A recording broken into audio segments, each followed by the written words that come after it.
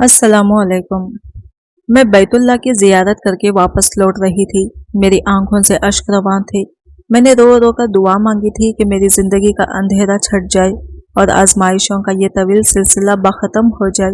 मैं एक 80 साला बूढ़े के साथ ज़िंदगी नहीं गुजारना चाहती थी, क्योंकि इसके साथ मेरी ज़िंदगी एक बोझ की तरह थी। मैं कई साल इस बोझ को सह रही थी और मज़ीद बर्दाश्त की हिम्मत मुझ में नहीं थी। मेरा शौहर मुझे खुद इस मक़दस सरज़मीन पर लाया था। ज़ियारत से वापसी पर मैं और फजल तेज तेज कदम उठा रहे थे। गर्मी बहुत ज्यादा थी और हम जल्द से जल्द होटल पहुंचना चाहते थे। होटल ज्यादा दूर नहीं था, इसलिए हमने किसी गाड़ी के इंतजाम नहीं किया तो और पैदल ही सफर के लिए निकल पड़े थे। लेकिन कुछ ही देर में मेरा सर बुरी तरह चकराने लगा था। फजल तो 80 साल की उम्र में भी किसी चाकू चौबंद तवाना मर्द की तरह कदम उठा रहे थे, लेकिन मेरे लिए एक एक कदम उठाना मुश्किल हो रहा था। और फिर अचानक ही मेरी नजरों के आगे अंधेरा छा गया और मैं जकड़ा कर गिर पड़ी। मुझे कुछ होश न रहा और जो मुझे होश आया तो मैं हॉस्पिटल के बिस्तर पर मौजूद थी। एक अनजान मुल्क, अनजान शहर जिसकी जबान भी मुझे समझ नहीं आती थी, वहां मैं हॉस्पिटल के बिस्तर पर तन्हा पड़ी थी। ना जाने मेरा शौहर कहाँ चला गया था। खुद को अकेला पाकर मेरी जान निकल गई थी। मैंने नर्सों से बात करने की कोशिश की तो वहां तकरीबन सभी लोगों को अरबी जबान आती थी और मुझे बिल्कुल भी अरबी नहीं आती थी, इसलिए मैं और ज्यादा परेशान हो गई थी। मेरी समझ में नहीं आ रहा था कि मैं क्या करूं, अपने शौहर को कैसे ढूंढूं, इससे राबिता कैसे करूं। ना ही मैं ज्यादा पढ़ी लिखी थी और ना ही मुझ में इतनी हिम्मत थी कि मैं इस तरह की किसी सूरत हाल से निमट सकती। जिस किसी को भी पुकारती वो अरबी में बात करना शुरू हो जाता और मैं खामोशी से इसका चेहरा तकने लगती। मेरी आंखों से खुद ब खुद आंसू बह रहे थे। मैं तो खुदा के घर की जियारत के लिए आई थी, लेकिन मुझे क्या मालूम था यहाँ आकर मैं अपने शौहर से ही बिछड़ जाऊंगी। मेरी हालत ऐसी थी कि जैसे काटो तो बदन में लहू नहीं, दिल सूखे पत्ते की तरह कांप रहा था और आने वाले वक्त की फिक्र में मेरी जान निकल रही थी।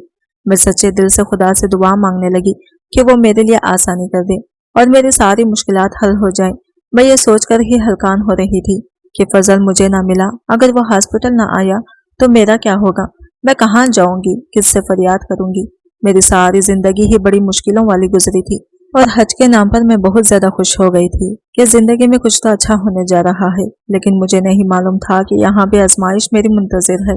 ना जाने मुझे ऐसा कौन सा गुनाह हो गया था कि जिंदगी के हर मोड़ पर मेरे लिए बड़ी आजमाइश खड़ी होती थी।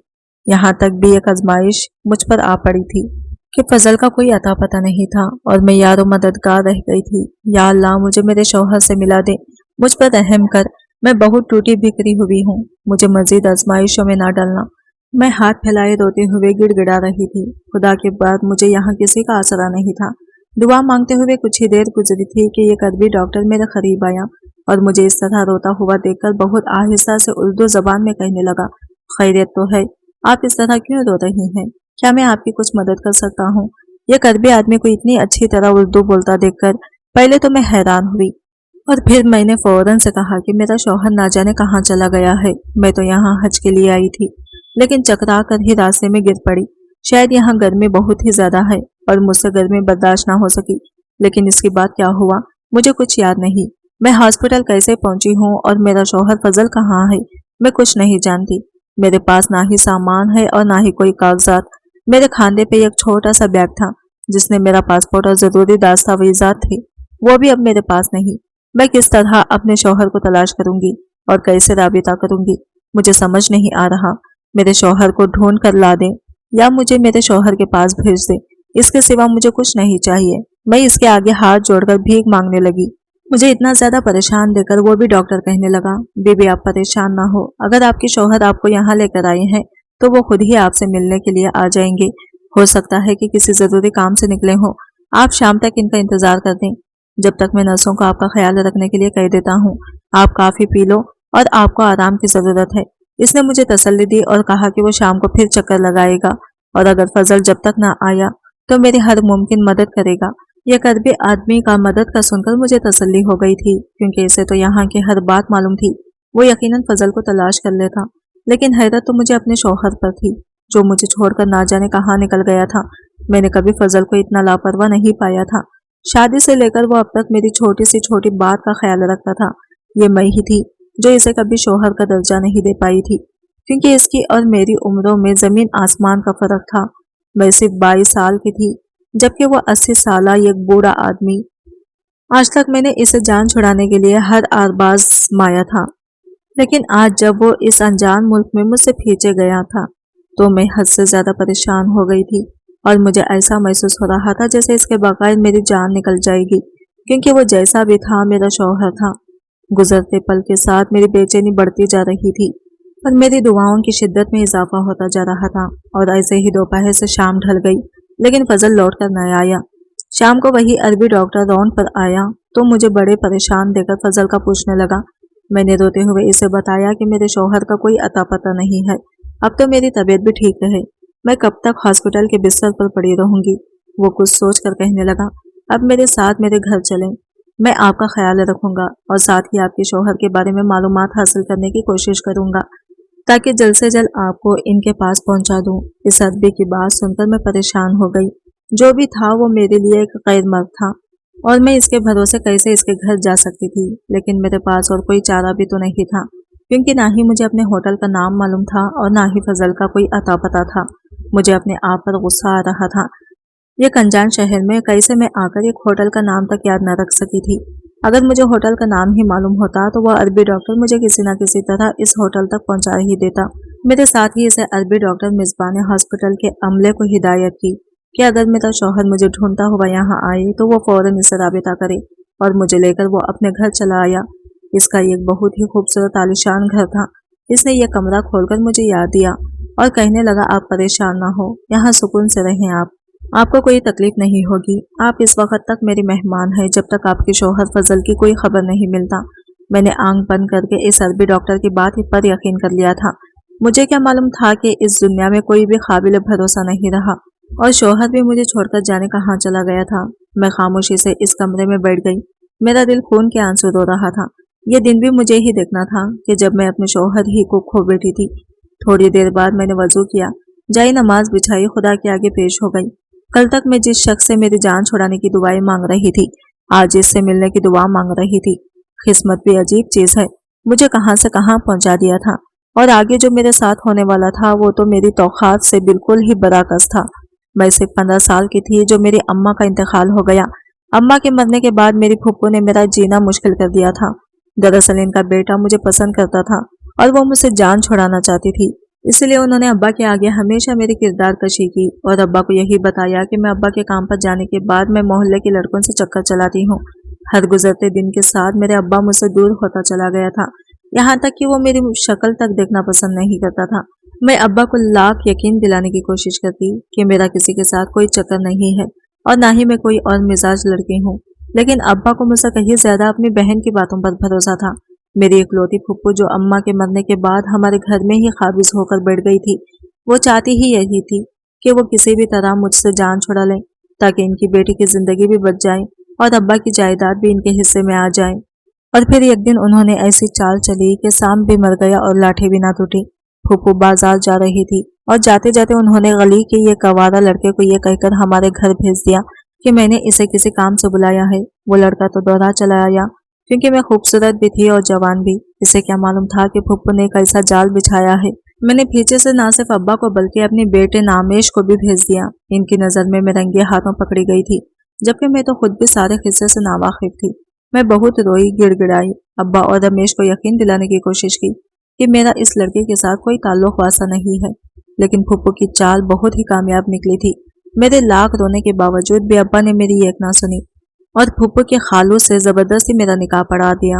یہ مشورہ بھی پھپھو نے ہی انہیں دیا تھا کہ اسے سزا کے طور پر ایک بڈھے کے ساتھ رخصت کر دو تاکہ اسے پتہ چلے کہ باپ کی عزت کو تمنے کی سزا کیا ہوتی ہے۔ اور دیکھتے دیکھتے میں ابا کے حکم پر 75 سالہ فضل کی دلہن بن گئی تھی۔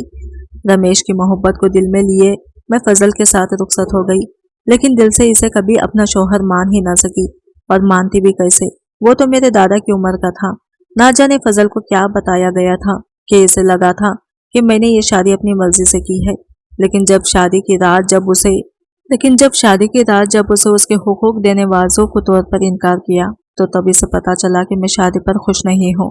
میرے شوہر ایک اچھے انسان تھا، اس نے میرے ساتھ کوئی زبردستی نہ کی بلکہ مجھے میرے حال پر چھوڑ دیا تھا، اور ایسے ہی ہم دونوں ایک دوسرے کے ساتھ مجبوری میں وقت گزارنے لگے تھے۔ فضل کے پاس پیسوں کی کوئی کمی نہیں تھی، اس نے مجھے ایک شاہانہ زندگی دی تھی، وہ تو بس تنہائی کا شکار تھا اور اسی لیے شادی کرنا چاہتا تھا، اور پھپھو نے نہ جانے کیا کچھ کہہ کر میری شادی اسے کروا دی تھی۔ مجھے فضل کے گھر کوئی تکلیف نہ تھی، لیکن میں پھر بھی اس رشتے سے چھٹکارا چاہتی تھی۔ ہم دونوں کے درمیان اتنے سالوں میں بھی ازدواجی تعلق نہ تھے۔ میں دن رات دعا مانگتی تھی کہ کسی نہ کسی طرح فضل سے میری جان چھوٹ جائے۔ میرا دل میں رمیش کی محبت اب بھی باقی تھی، اگرچہ وہ بھی ابا کی طرح مجھے بدکردار مان بیٹھا تھا۔ اس نے بھی کبھی پلٹ کر ایک دفعہ مجھے نہیں پوچھا تھا۔ مجھے رمیش سے ایسے سلوک کی امید نہیں تھی۔ وہ جو دن رات محبت کے وعدے کرتا تھا وہ پل بھر میں ہی پرایا ہو گیا تھا۔ شادی کے 5 سال بعد بھی میں بالکل کنواری تھی اور میں نے کبھی فضل کو اپنے قریب آنے نہیں دیا تھا۔ یہ ایک دن فضل کہنے لگا وہ حج کرنا چاہتا ہے اور مجھے بھی اپنے ساتھ لے جانا چاہتا ہے۔ حج کے نام پر میں بہت زیادہ خوش ہو گئی۔ میں نے سوچا تھا کہ میں خدا کے گھر جا کر فریاد کروں گی تو ہو سکتا ہے کہ میرے دن پھر جائیں، میری زندگی سنور جائے اور فضل سے میری جان چھوٹ جائے۔ لیکن یہاں آ کر میں جس طرح فضل سے بچھڑی تھی، اب تو میں دیوانوں کی طرح اسے ہی ملنے کی دعا مانگ رہی تھی۔ نہ ہی میرے پاس کوئی ID کارڈ تھا، نہ ہی پاسپورٹ، نہ ہی مجھے ہوٹل کا نام مجھے پتہ معلوم تھا، اور نہ ہی یہاں کی زبان آتی تھی۔ میں پوری طرح پھنس چکی تھی اور ابھی سربی ڈاکٹر کے رحم و کرم پر تھی۔ مجھے یقین تھا کہ وہ میری مدد ضرور کرے گا، لیکن رات ہونے کو آئی تھی، وہ عربی ڈاکٹر بھی میرے پاس ہی نہیں آیا تھا۔ وہ ساری رات میں نے یہاں سے وہاں ٹہلتے ہوئے گزار دی تھی۔ نیند میری آنکھوں سے کون سو دور تھی۔ وہ عربی بھی تو ساری رات گھر میں ہی موجود نہیں تھا، اور پھر صبح کے وقت جب وہ عربی گھر آیا تو اس نے مجھے بتایا کہ اس کے ہاسپٹل میں نائٹ ڈیوٹی تھی اور وہی انتظار کر رہا تھا کہ شاید میرا شوہر مجھے ڈھونڈتا ہوا چلا ہے، لیکن میرا شوہر نہیں آیا۔ اس کی بات سن کر میں دوبارہ سے رونے لگی تو وہ عربی مجھے یقین دلانے لگا کہ وہ ہر ممکن کوشش کرے گا اور میرے شوہر کو ڈھونڈ نکالے گا۔ دن تیزی سے گزر رہے تھے اور مجھے اس عربی مر کے گھر آئے 5 دن ہو چکے تھے۔ اب تو میں اس گھر کے تر و دیوار سے بھی مانوس ہو چکی تھی۔ جب بھی میں پریشان ہونے لگتی اور اس عربی سے اپنے شوہر کے بارے میں سوال کرتی تو وہ مجھے یہی تسلی دیتا کہ وہ میرے شوہر کو تلاش کر رہا ہے اور جلدی اپنے مقصد میں کامیاب ہو جائے گا۔ لیکن مجھے سمجھ نہیں آ رہی تھی کہ یہ کیسی تلاش تھی جو ختم ہی نہیں ہو رہی تھی۔ کیا پاکستانی حاجیوں میں میرے شوہر کو تلاش کرنا اتنا مشکل کام تھا؟ ایسے ہی ایک شام اس عربی ڈاکٹر کے غیر موجودگی میں اس کے گھر میں یہاں وہاں چکر کاٹنے لگی۔ میری پریشانی تھی کہ ختم ہی نہیں ہو رہی تھی اور مجھے کسی پل بھی سکون نہیں آ رہا تھا۔ چکر کاٹتے کاٹتے پچھلے حصے میں پہنچی تو مجھے ایک دروازہ نظر آیا جو پہلے میں نے نہیں دیکھا تھا۔ وہاں کام کرنے والی ملازمہ نے بتایا کہ یہ اسٹور روم ہے اور بہت کم ہی کھلتا ہے۔ مجھے پرانی چیزوں کو دیکھنا کا بڑا شوق تھا، اس لیے میں بنا سوچے سمجھے اس اسٹور روم میں داخل ہو گئی۔ لیکن سامنے کے منظر نے میرے ہوش اڑ کر رکھ دیے تھے، کیونکہ میں نے ایک ایسی چیز دیکھی تھی جس کے یہاں ہونے کا میں تصور بھی نہیں کر سکتی تھی۔ میرا دل بری طرح دھڑک رہا تھا، ایسا دھڑک رہا تھا کہ کسی نے میرے قدموں تلے زمین کھینچ لی ہو۔ وہ عربی ڈاکٹر کون تھا اور مجھے یہاں کیوں لایا تھا؟ اس چیز کا اس کے اسٹور روم میں بھلا کیا کام تھا؟ سارے سوال آپس میں گڑمڑا ہو رہے تھے۔ میرا شوہر کہاں ہے اور یہ سب کیا ہو رہا تھا؟ مجھے کچھ پتا ہی نہیں چل رہا تھا۔ اب تو مجھے یہ بھی یقین ہو گیا کہ وہ عربی میرے شوہر کو ڈھونڈنے کی ہرگز بھی کوشش نہیں کر رہا ہوگا، کیونکہ اسے تو میرے شوہر کو ڈھونڈنے کی ضرورت ہی نہیں تھی۔ اس سے پہلے کہ میں وہاں سے باہر نکلتی وہ عربی ڈاکٹر میرے پیچھے ہی وہاں چلا آیا اور مجھے اس روم میں دیکھ کر اس کے چہرے کا رنگ اڑ گیا۔ وہ گھبراتے ہوئے کہنے لگا کہ آپ یہاں کیوں آئی ہیں؟ آپ کو اپنے کمرے میں آرام چاہیے تھا۔ میں نے اسے گریبان سے پکڑ لیا اور کہا کہ مجھے بتاؤ تم کون ہو اور مجھے یہاں کیوں لائے ہو؟ تمہیں معلوم ہے نا میرا شوہر کہاں ہے؟ بتاؤ مجھے اس نے مجھے تمہارے ساتھ یہاں کیوں چھوڑا ہے؟ میرے شوہر فضل ٹھیک تو ہے نا؟ اس سے کچھ ہو تو نہیں گیا؟ میرے دل میں ہزاروں وسوسے جنم لے رہے تھے۔ میں دیار غیر میں بالکل بے آسرا رہ گئی تھی۔ میرے سوالوں کا جواب دینے کے بجائے وہ عربی ڈاکٹر مجھے واپس میرے کمرے تک لے آیا اور بستر پر بٹھا کر کہنے لگا میں سب کچھ بتا دیتا ہوں، لیکن تمہیں میری بات پر یقین کرنا ہوگا۔ یہ کہہ کر اس نے وہ بیگ کھولا جو وہ اسٹور روم میں سے اٹھا لے آیا تھا، جو میرا بیگ تھا جسے میں پاکستان سے اپنے ساتھ لائی تھی۔ وہ بیگ اس کے اسٹور روم میں موجود تھا، جبکہ وہ بیگ تو بے ہوشی کے وقت میرے پاس بھی نہیں تھا بلکہ ہوٹل کے روم میں تھا، تو وہ اس کے پاس کہاں سے آیا تھا؟ اسی سوال نے مجھے پریشان کر رکھا تھا۔ ڈاکٹر میزبان نے وہ بیل کھولا اور یہ خط نکال کر میرے ہاتھ میں تھما دیا، جس میں یہ خط کے ساتھ ہی کچھ کاغذات بھی موجود تھے جنہیں دیکھ کر میرے ہوش اڑ گئے تھے۔ اس خط میں فضل نے لکھا تھا کہ مجھے معاف کر دینا میری پیاری بیوی، मैं नहीं जानता था कि तुम्हारे बाप ने तुम्हारी मर्जी के बगैर मेरे साथ रुखसत कर दिया है। मैंने जिंदगी के कई साल तुम्हारे साथ ये सोचकर गुजारे कि शायद मेरी मोहब्बत तुम्हारे दिल को मोम कर दे, लेकिन मैं जान गया था मैं तुम्हें जबरदस्ती अपने साथ बांधे हुए हूँ और ये जुल्म है। इसलिए इस मुक़द्दस ज़मीन पर आने के बाद मैंने इस बोझ से छुटकारा और मैं तुम्हें तलाक दे रहा हूँ। मेरी तरफ से तुम आज़ाद हो और अब तुम नई जिंदगी शुरू कर सकती हो। तुम्हारी बेहोशी कुदरती तौर पर नहीं थी, बल्कि मैंने तुम्हें दवा दी थी जिससे तुम बेहोश हुई थी, और मैंने जानबूझकर तुम्हें हॉस्पिटल में छोड़ा था। डॉक्टर मिसबा एक काबिल डॉक्टर है और वो मेरी एक दोस्त का बेटा है। मैं जानता हूँ कि वो तुम्हारा बहुत अच्छे से ख्याल रखेगा, और मैंने इसे कहा कि वो तुमसे शादी करके तुम्हारी जिंदगी को संवार दे। तुमने जिंदगी के कई साल ना गुजरने की सजा भुगती है, लेकिन तुम्हें भी खुशियों भरी जिंदगी मिलनी चाहिए क्योंकि तुम इसके हकदार हो। सही वक्त आने पर डॉक्टर मिसबा ने साथ साथ तलाक के कागजात भी दे दिए। शरई तौर पर जो भी हुक्म बनता था, तुम इसे ऐसाबे से आने वाले वक्त में डॉक्टर मिसबा से शादी कर लेना। वो 30 साल का एक जवान मर्द है जिसके पास ना ही पैसे की कमी और ना ही इसमें कोई बुराई है। अलबत्ता इसके माँ बाप काफी अर्से पहले इंतकाल कर गए थे, इसीलिए वो तन्हाई का शिकार है। तुम अपनी मोहब्बत से इसकी जिंदगी में रंग भर देना, वो भी तुम्हारे जरिए अपनी कमियों को पूरा कर लेगा और तुम दोनों एक अच्छी जिंदगी गुजारोगी। मैं अपना हज मुकम्मल करके वापस अपने वतन लौट जाऊंगा और दुआ करूंगा कि तुम हमेशा खुश रहो। फजल का खत पढ़कर मेरी आंखों से आंसू बहने लगे। वो मुझे तलाक देकर हमेशा के लिए वापस जा चुका था। मेरी सालों की दुआएं कबूल हो गई थी। मैं यही तो चाहती थी कि वो मुझे आज़ाद कर दे और मेरी शादी किसी जवान शख्स से हो जाए, लेकिन आज जब यह हो गया था तो मेरे दिल पूरी तरह टूटा था। किसी चीज की चुभन थी जो मुझे खाई जा रही थी। डॉक्टर मिसबा ने मेरे कंधे पर हाथ रखा, कहने लगा कि मैं यह सब कुछ आपको फौरन ना बता सका कि कहीं आप इस बात को बर्दाश्त ना कर सकें, लेकिन फजल अंकल जा चुके हैं और आपको मेरे हवाले कर गए हैं। अगर आपका एतराज ना हो तो मैं आपसे शादी करना चाहता हूँ। पल भर में मुझे ऐसा लगा जैसे मेरी दुआओं पूरी तरह कबूल हो गई हो, खासकर वो दुआ जो मैंने बैतुल्लाह में मांगी थी, क्योंकि यही तो मैं चाहती थी कि मेरे 80 साल बूढ़े से जान छूट जाए, और मेरी जान छूट गई थी। लेकिन जो भी हुआ था बहुत अचानक हुआ था, इसलिए मैं ज़हनी तौर पर इसे कबूल नहीं कर पा रही थी, और मैंने मिसबा से दोबारा अपने सवाल दोहराया तो मैं इनकार न कर सकी। बहुत सालों बाद मेरी जिंदगी में खुशियों के रंग खुल गए थे। अगर किसी बात का दुख था तो वो फजल से इस तरह अचानक बिछड़ जाने का था। मुझे इनसे मोहब्बत ना सही, लेकिन इनसे आदत जरूर हुई थी। फजल ये साबित कर गया था कि वो हर एक मर्द इस जैसा नहीं होता। वो मेरे बाप और अमेश की तरह नहीं थे। उन्होंने इंसानियत को तरजीह दी थी और मुझे आज़ाद करके यह खुशी और बड़ी जिंदगी में मेरी झोली में डाल दी थी। आज मेरी मिसबा से शादी हुई 2 साल हो गए और हम सऊदीया में ही एक अच्छी जिंदगी गुजार रहे हैं। कभी कभी फजल मिसबा को फ़ोन करते हैं तो मुझे इनकी खैरियत का इल्म हो जाता है।